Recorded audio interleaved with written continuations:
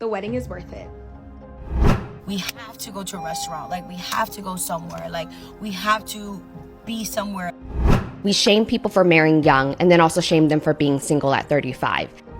You want to get married with no prenup and you're not going to do any of my cooking? I don't advise people to get married young. It might be impossible to get married in 2025. I think that we get sold this idea of a big wedding, but not the idea of what it actually takes to maintain a healthy marriage. I would totally do an arranged marriage. And marriage is hard, and anyone who tells you it's not is lying to you. Is marriage even a good deal today? Well, it depends on which side of the contract you're on. You have to identify and understand your type. Marriage in 2025, with rent higher than loyalty and love lost in DMs, good luck. Let's unpack if saying I do is still worth it, or just outdated drama. Subscribe now. We're racing to 1,000 subs before the month ends. I make enough money for the two of us. You want to get married with no prenup and you're not going to do any of my cooking, any of my cleaning, just the kids? And you're not going to help me pay any bills or anything? And I have to come home at the end of the day and do extra shit like clean up after messes that you should have... I am fucking raging with a boner right now. I am so hard. Anybody else just like want to fall in love and like meet their person like really quickly? Like you meet them today, you're texting all day tomorrow, you go out the next day on the date, have the best date ever. Next thing you know, you're seeing each other 3 days a week. 6 months later, you're moving in together. 6 months after that, you're engaged. A year after that, you're married. A year after that, you got a kid. Is that anybody else or is that just me? I don't advise people to get married young because it's very formative years. Not just the mother of your kids or just your wife. It's your go-to, your advisor. When you're in your 20s, if your trajectory is 10 degrees to the right and hers is 5 degrees to the left, you multiply that by 5 years. At some point, one of you is looking at the other in the rear view mirror. At another point, you don't even see them anymore. And that's just trajectory. I didn't even talk about speed. You need to swim like the dolphins. Sometimes you're a bit front, they're a bit behind, but you're kind of still in harmony. And if there's no harmony, you just grow apart and you fall out of love and you just change. Is marriage even a good deal today? Well, it depends on which side of the contract you're on. It can be a fantastic deal if you position yourself appropriately.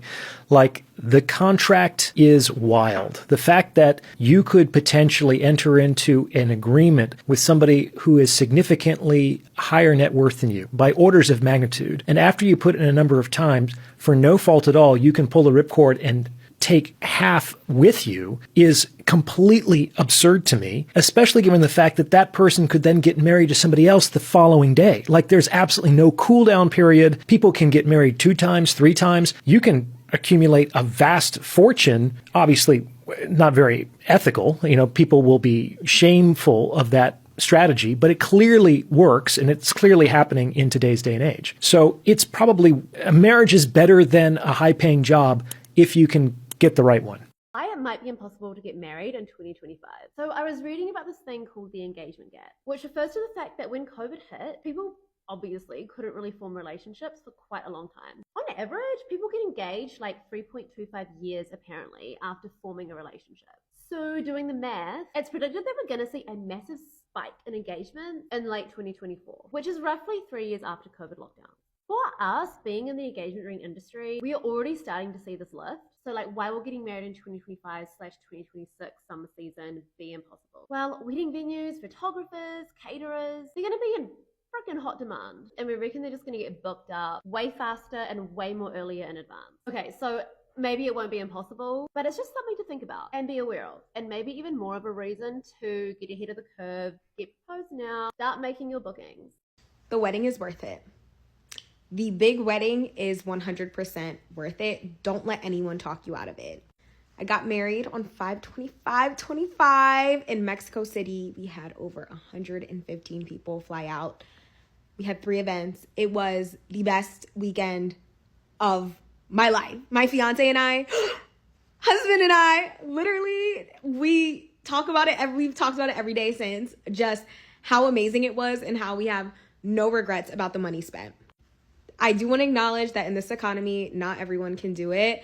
But for the people that have the opportunity to throw the big wedding, have multiple events, you will not regret it. the memories that we made, the amount of family members that have just thanked us for creating an environment where they could reconnect and meet new people, and the visceral love that you feel with people celebrating you is 10 out of 10, no regrets. Okay, so I was in a DM just now talking to someone, and they were joking, we were joking, and she was like, oh my God, Charlie is so pretty. I got a son for her. And, you know, joking. And it had me thinking about arranged marriages. And before I had a daughter, I was just like, you know, why would anyone do that to their daughter or their son? Like, why would anybody do that to their kid? And now I'm thinking, like, I would totally do an arranged marriage. Like, I already know the family. I already know the guy. I chose the guy that I want for my daughter. Totally. I would totally do it. Now, am I going to make Charlie do it? Obviously, no, of course not. But I'm just saying, like, I would totally do an arranged marriage. Yeah. Let me know what you guys think about arranged marriages in 2025. I would totally do it. Dead ass. I seen a post that said, black men, I need y'all to step it up. I need more married friends. And I agree. I agree. See, the thing is, bro, you been kicking it with Shorty for 6 years. Y'all been kicking it all this time. Y'all already been doing what married people do anyway. So what you waiting on? I agree. Go ahead and pop that question. In 2025, we popping questions, fellas. See, and the thing is, when you praying, when you actually following after Christ, when you going after God, when you are doing the things that you are supposed to do spiritually, God is going to reveal your wife to you. So if shorty that you're kicking with is not your wife, you better ask God, who is my wife? See, the thing is, you won't have to wait. You won't have to wait 3 years. You won't have to wait 10 years. Understand something. When I met my wife, we met in November of 2023. We got together April 11th of this year. October 4th this year, we got married. See, you won't have to wait. You will not have to wait. But in 2025, fellas, we got to step it up. We got to step it up. We got to step it up. We got to step it up. If you're looking to date for marriage in 2025, I promise you there's one thing that you've avoided doing that if you don't do it, it's not going to work. And that is that you have to identify and understand your type. And I'm not talking about looks. I am not talking about looks. But you have to truly understand, why do I go after a certain type of guy? And why every time I go after that type of guy, it does not work out. I can promise you, if you understand, if you identify, and if you not avoid, but if you change the reason why you go after someone, you will see success. I'm going to give you an example, and that is women who constantly go after men who are emotionally unavailable. A lot of times, a subconscious reason why we go after men who are emotionally unavailable is because subconsciously, we don't even believe that we are ready for a guy that is truly available, right? For a guy that is truly willing to go the distance, work on those limiting beliefs, because that means you will be challenged to show up. An emotionally unavailable guy gives you room to hide. He gives you room to not step up to the plate. He gives you room to blame it on him if things don't work out. This comment absolutely cracked me up. I think that if you talk to most women ages like 40 plus, it's questionable. And not because we don't love our husbands. Let me preface it with that. I love my husband very much. Marriage is hard. And anyone who tells you it's not is lying to you. People change. Time passes. We have different wants, different needs, different desires, different interests. And committing to someone for the rest of your life, it's a lot. It's a lot. And you have to compromise. You have to give up stuff. It's a sacrifice in many, many ways. And I think that as a woman, and there's a lot of new articles being posted about this actually, like it used to be men provided financial stability, but now women work. So if your man is not financially taking care of you, he better bring other stuff to the table. And what they're finding is that as women age and we get sick of people's bullshit, we're like, why? If I'm paying for my own shit, why do I need this other person stressing me out? That's the cynical view. The other side of things is having a partner, having a companion, having someone that you love and care about and want to spend time with. That's the other side of the coin. The challenge becomes as the time goes by and your interests divert, which is kind of what I'm talking about in my original video, it's hard. It's hard to find your way back together again. And we're working on it. I think that every marriage is a work in progress, and you just have to kind of figure it out. There are times where you don't like your spouse, and there are times where you love them tremendously. And that's just life.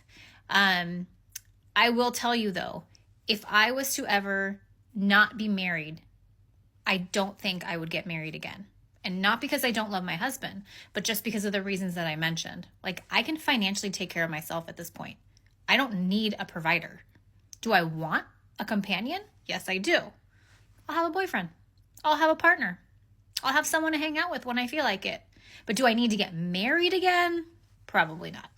The reality of being a Christian woman in this generation and wanting to get married now is the fact that I have to spend money so that I'm able to like hang out and spend time with my boyfriend. Like, I've been talking about it, like every time there's an event, every time there's church, like, and after I want to spend time with him and talk to him because that's what I want to do. I want to just talk and just whatever, see him and spend time with him. Like, we have to go to a restaurant, like we have to go somewhere, like we have to be somewhere that we're like sitting, because what do I look like being in a parking lot? Like, first of all, what do I look like being in a parking lot for myself? Because I'm not going to put myself in that, temptation. And two, what does it look like for my mom or my dad or my sister to see my location and be like, why are you in a parking lot? And why are you in a parking lot for hours?